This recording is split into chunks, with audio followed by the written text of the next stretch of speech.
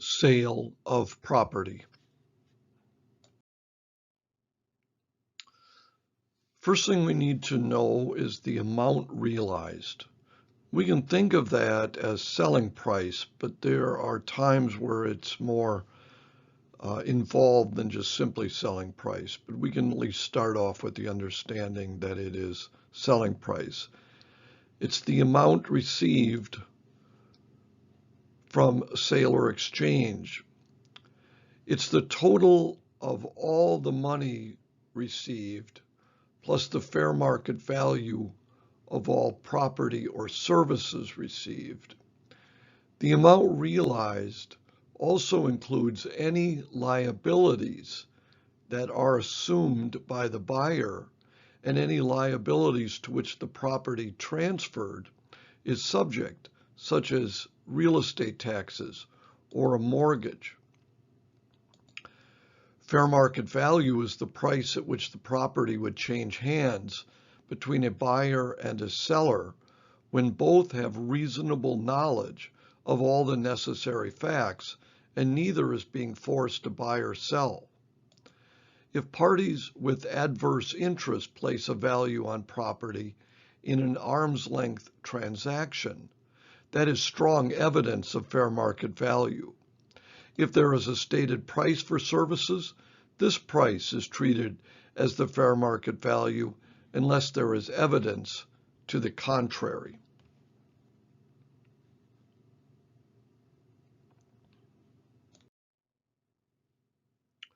Original basis. We must know the basis of property to determine whether we have a gain or loss from its sale or other disposition. The basis of property that is bought is usually its cost. However, if we acquire property by gift, inheritance, or in some way other than buying it, we must use a basis other than cost. Basis will be looked at in more detail in a future video.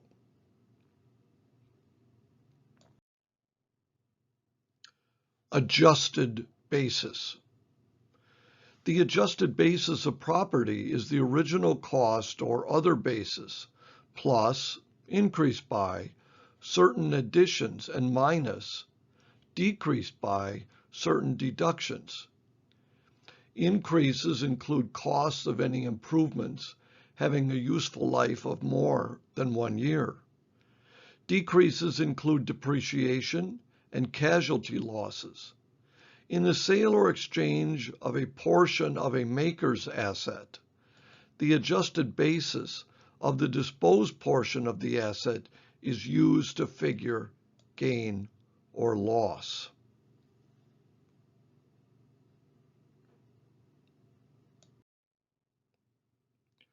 Realized gain or loss.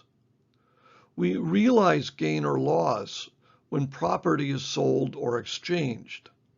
A gain is the amount realized from a sale or exchange of property that is more than its adjusted basis. A loss occurs when the adjusted basis of the property is more than the amount realized on the sale or exchange.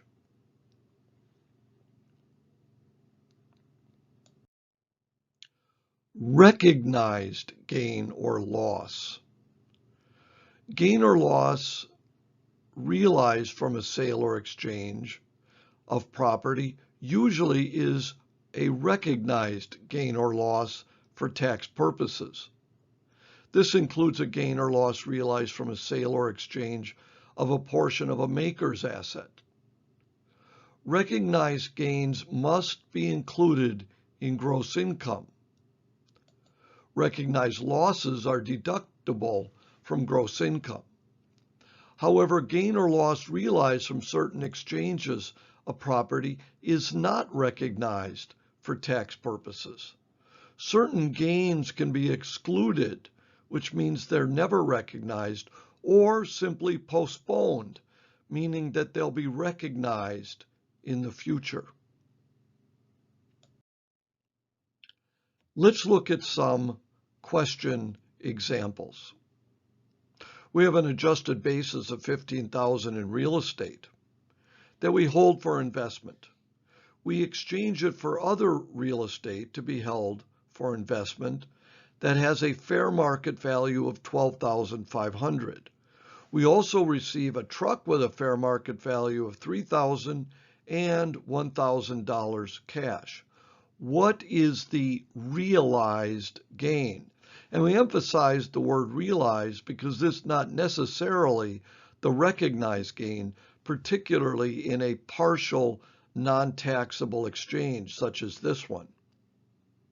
So to determine realized gain, we're first determine the amount realized. That is the fair market value of the real estate we received, the truck we received, and the cash we received for a total of $16,500.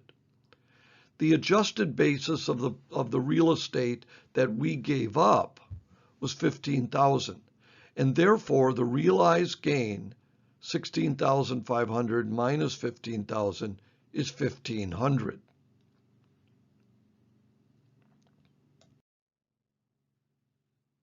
In 2016, Bernard received a boat as a gift from his father.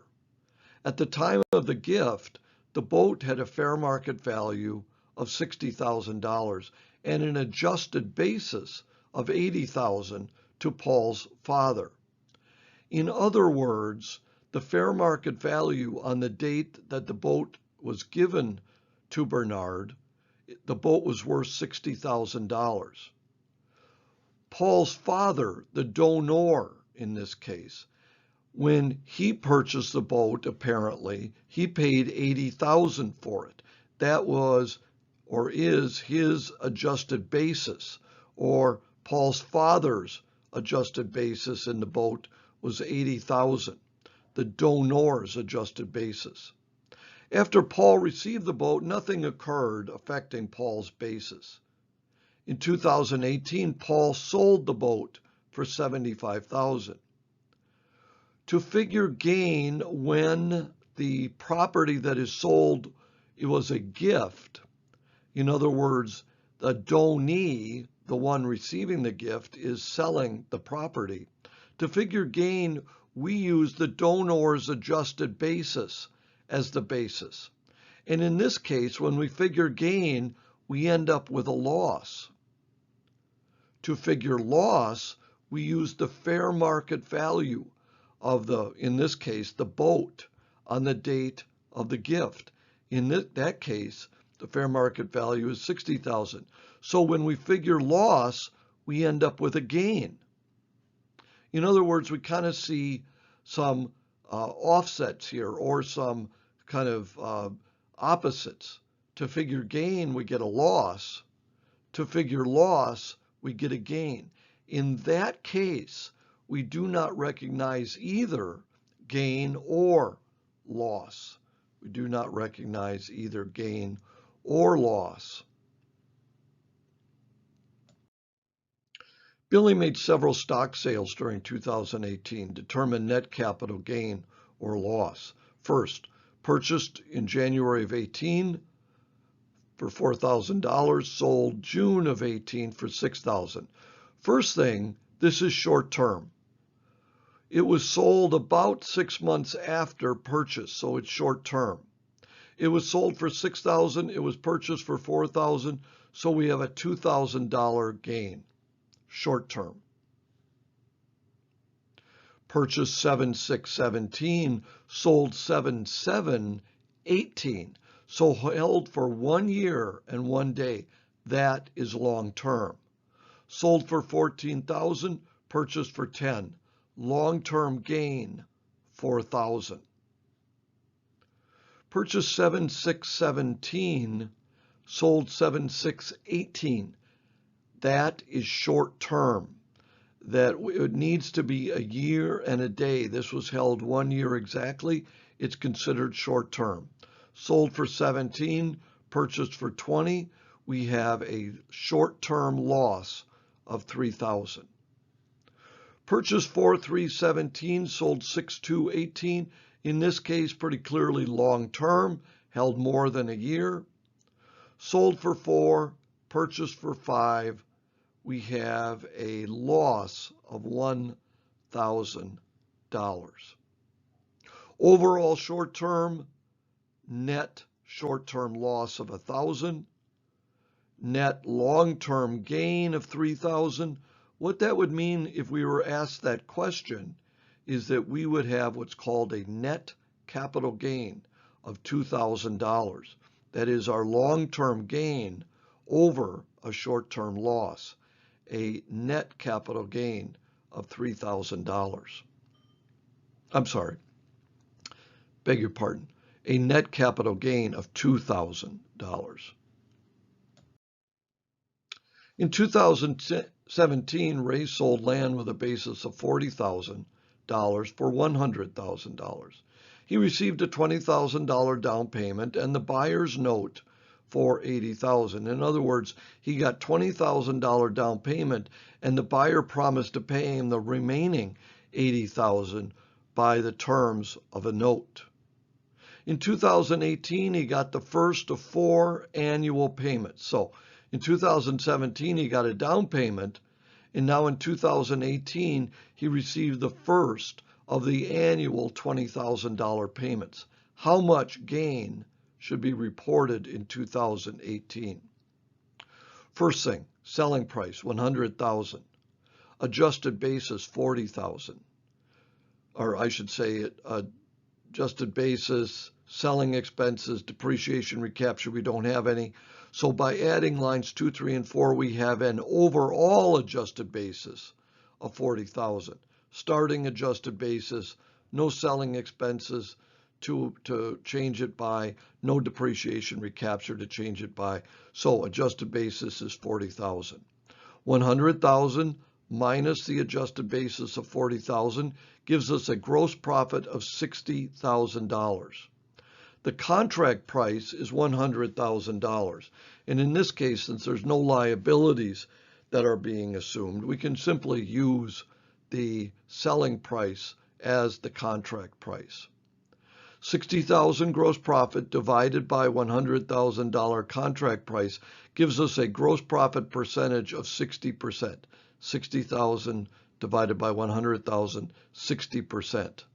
The amount received this year was $20,000, so gain to report this year is $12,000.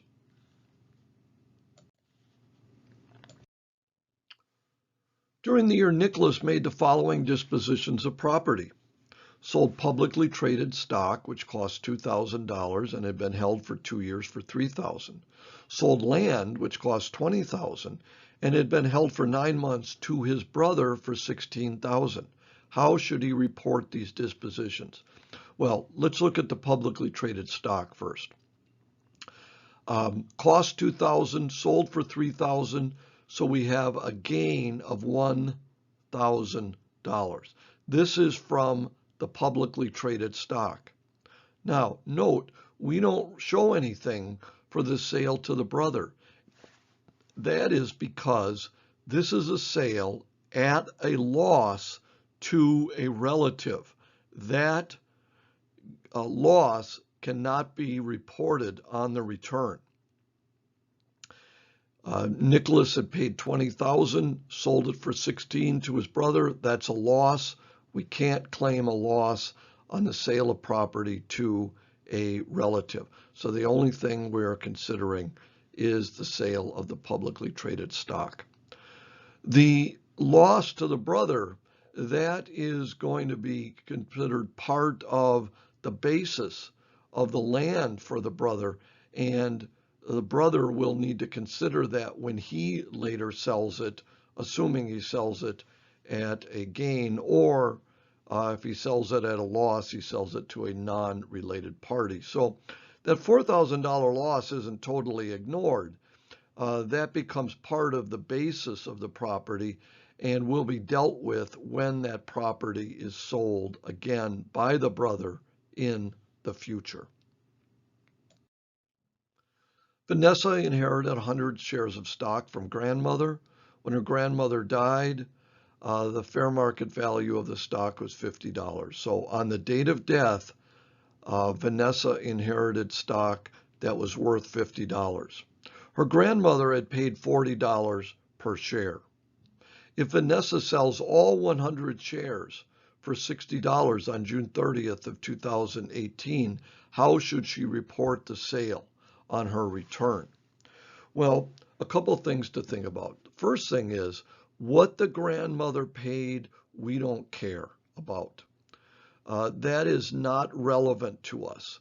We care about the fair market value on the date of death. So, number of shares sold is 100, sales price per share 60, amount realized is 6,000. The number of shares sold, which are the number of shares inherited, 100.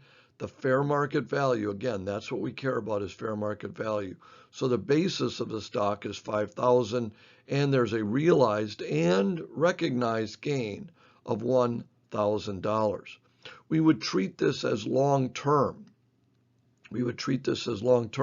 Even though Vanessa didn't hold the stock long-term, because she became the owner of the stock when Grandma died December of 17. She sold it June of 18.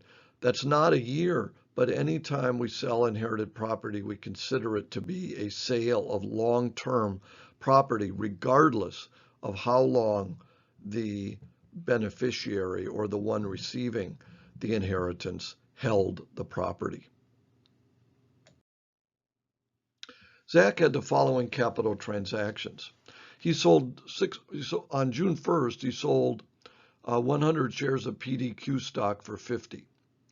Those were purchased on February 1st of 17 at $100 per share. On 9/9, sold 10 shares of ABC for $150. Those were purchased 2/1 of 18 for $100. How much can he deduct as a capital loss? Well, we've sold 100 shares of PDQ at a loss of $5,000. We sold 10 shares of ABC at a $500 gain. The gain was short-term, the loss was long-term. So the net loss in this case is $4,500. A $5,000 loss, a $500 gain, so a net loss of $4,500. Zach can claim $3,000 of that loss in the first year. The year of sale, I should say, because there's a limit to the amount of capital losses that can be claimed, and that limit is $3,000 generally. It's $1,500 for married filing separate, but we have no reason to believe Zach is married filing separate, so $3,000. The remaining $1,500 of the loss is carried forward, and it'll be carried forward as a long-term loss because it started out life as a long-term loss. The original owner of Felix Plumbing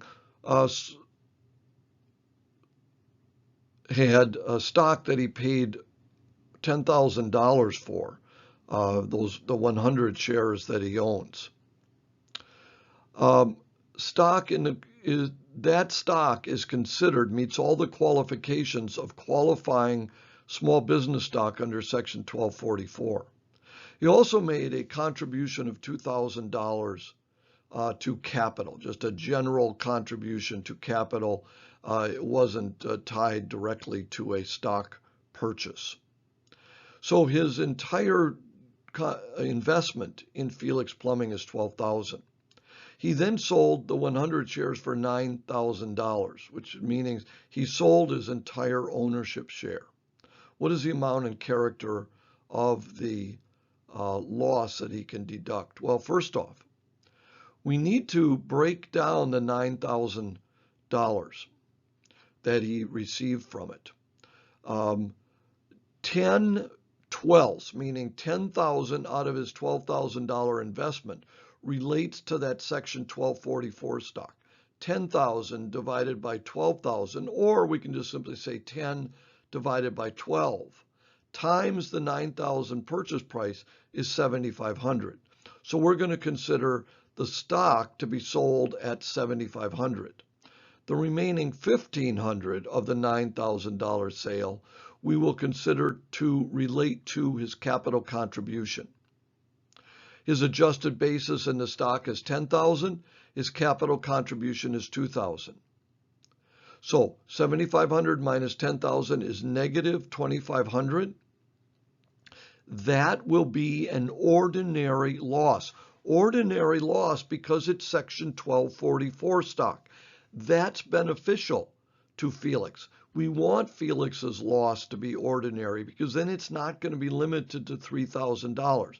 Now, in this case, it wouldn't have been limited anyways, but we want, if we have a loss from selling property, we prefer that it's an ordinary loss because then we're not limited by $3,000 a year. The capital contribution saw a loss of $500. So that is a capital loss, but presuming that Felix doesn't have other capital losses from other sales of property during the year, he'll be able to claim $500 as a capital loss because it's within the $3,000 capital loss limitation. All right. Well, I hope that that's been helpful. Thank you for being part of this video recording.